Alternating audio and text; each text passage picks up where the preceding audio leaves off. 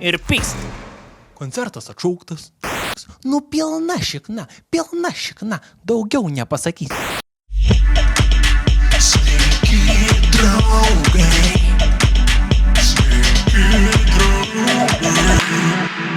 Jau senokai svarstau startuoti YouTube kanalą lietuvių kalba. Ir kaip tikras šiuolaikinis žmogus, tai vis atidėlioju. Bet prokrastinacijai atėjo galas. Debiutuoju su šiuo video. Jau kurį laiką susiduriu su problema. Nerandu koncertų, kurie patenkintų mano ausis. Kas čia per problema, ne? Koncertų pilna, mokamų, nemokamų, klubai, festivaliai, vakarėliai. Varai ir mėgaujasi muziką. Nu va, bet problema tame, kad kai namie apsistatęs profesionalia garso įranga, tai visur kitur nueini ir galvoji, namie tai geresnis garsas. Jau įsivaizduoju argumentuotojus. Juk į renginį ne vien dėl garso varai, ten šviesos, chebra, gyvai atlikėjus pamatai, visai kitokia atmosfera. Ir šiaip, namie tie garso neatsuksi, nes kaimynai pradės groti radiatoriais. Taip, visiškai teisingai. Ir manęs tai nepatenkina. Suprantu, tai visiškai pirmojo pasaulio problema. Ir ta pati aktuali tik išlepusiam garsistui. Kaip mama pasakytų, yra visko, rinkis ką tik nori.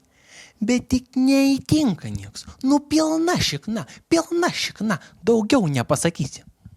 Tai kaip aš šitą problemą nusprendžiau spręsti? Paprastai. Tai reikia atsirinkti renginį, kur nebus nei garso kolonėlių, nei garsistų, kurie garsą pakadintų. Nes tu aš ant garsistų. Kalbu aš apie tokį renginį, kur nenori kolonėlės, kad ir kokios mandros tokio garso neatkurs. Kalbu aš apie simfoninį orkestrą. Taigi dabar, kaip tyčia, vyksta Pažaislio muzikos festivalis. Jau 29. Jų šūkis – kviečiame patirti meilę muzikai.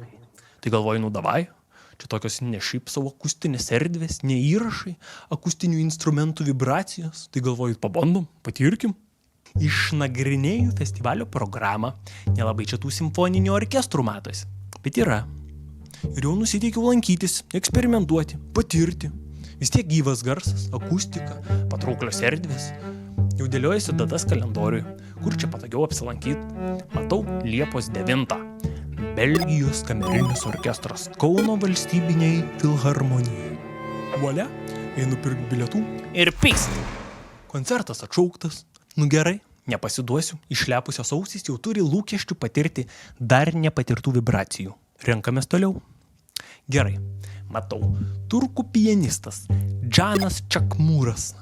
Tai pačioj Kauno filharmonijai atliks Šuberto, Šumano ir Šopeno kūrinius. Galvoju, super. Aš ne klasikinės muzikos ekspertas, bet šitą esu girdėjęs ir šitos kompozitorius žinau. Ir bilietas nebrangus. Tai varau. Nu ir ką? Nu ir super. Atėjau į filharmoniją, gražu, tvarkinga, nuskambėjus skambučiai įsitaisau į savo vietą, įsipatoginu, apsižvalgau. Pastebiu, kad auditorijoje dominuoja vėlyvo amžiaus moteris. Viskas tvarkoj. Prasideda koncertas. Pirma įžvalga. Ar antra? Jei skaičiuojam vėlyvo amžiaus moteris. Nelabai yra į ką žiūrėti.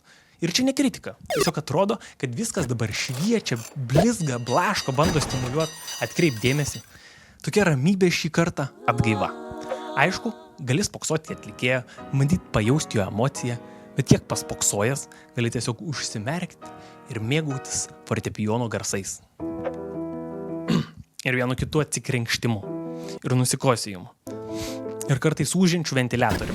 Tiesą sakant, vienintelis dalykas, kuris kiek erzino, tai būtent tylesnėse atkarpose besigirdintis kondicionieriaus ūžesys. Pagal atlikėjo žvilgčiojimą į palubę, sakyčiau, jam irgi kondicionieriaus akomponavimas nebuvo pageidautinas. Užtat prakaituoti nereikia.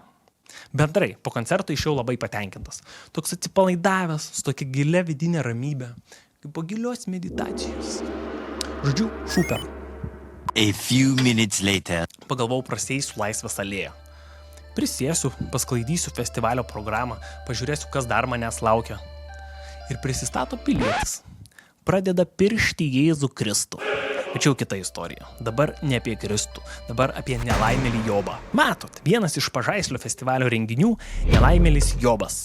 Tai kompozitoriaus Vidmanto Bartulio oratorija, kurią atlieka 5 solistai, 2 baritonai, 2 tenorai, 1 bosas.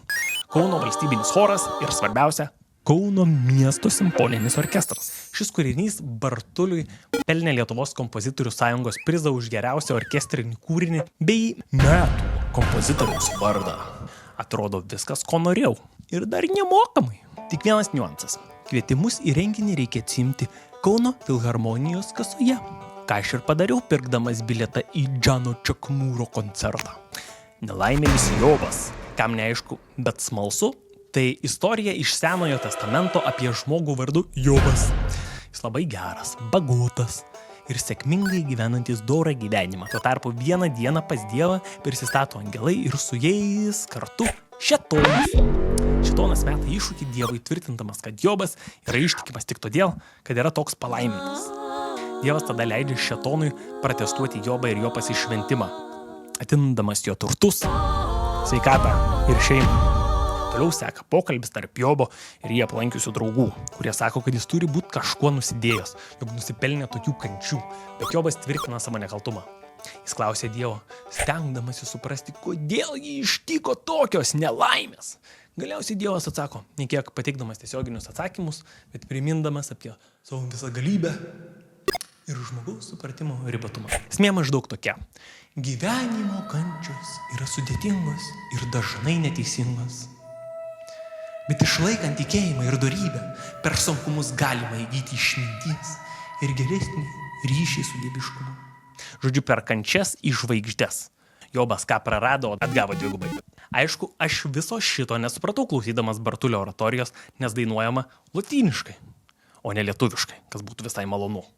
Man Jobo istorija buvo žinoma, o dabar ruoždamasi šitam video dar gavau persiskaityti, kad nesąmonių nepriklėdėčiau. Bet ką noriu pasakyti, tai kad nežinančiam atėjus paklausyti šio kūrinio, aišku, nėra, kas gal ir netaip svarbu.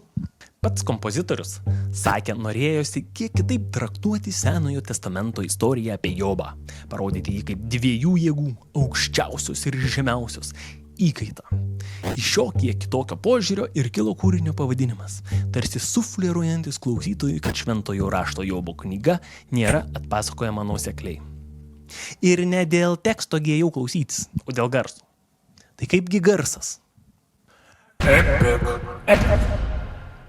Galingas reiškinys. Vieni įžangai pradėjus skambėti per kūną pradėjo ridenti šiurpuliukai, o suskambus pilnam orkestro spektrui, su mušamaisiais ir pilnu choru, pilna ir nepilna, pradėjo vibruoti šikna.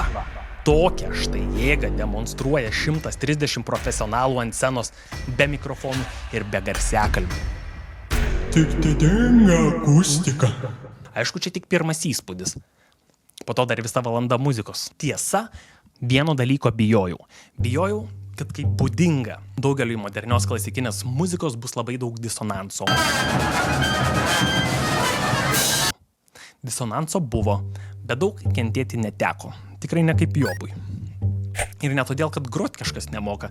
Visgi tokio kontrasto tarp harmonijos ir disonanso tikėtis reikia, kai kūrinys siekia perteikti gėrį ir blogį. Bendrai kūrinys toks intense. Skamba įtemptai, dramatiškai. Visai cinematiškai. Kažkodėl man priminė paskutinės Hario Poterio dalis, kur kovojama su Voldemortu. Čia jau mano kartos mitologija. Šėtonas, Voldemortas, Jobas, Haris Poteris. Jis irgi daug kentėjo. Stop. You're saying it wrong. It's Leviosa. Wingardium Leviosa. Man labiausiai patiko pati pradžia ir paskutinės 10 minučių. Gal todėl, kad nesu operinio dainavimo mėgėjas, tai vietomis man kaip garsistui norėjosi biškį prisūkt tą vokalą, pastumti biškį į galą ir tiesiog klausytis muzikos. Vis tiek teksto nesuprantu. Žodžiu, užteks man kalbėti, Pažaislio festivalis tęsiasi iki vasaros pabaigos, aš ketinu apsilankyti dar bent keliuose renginiuose ir tęsiu naujų muzikinių patirčių paieškas. Rekomenduoju išbandyti, pasidomėkit, yra ir mokamų, ir nemokamų renginių, pabandyti kažką naujo, neblogai, gal patiks.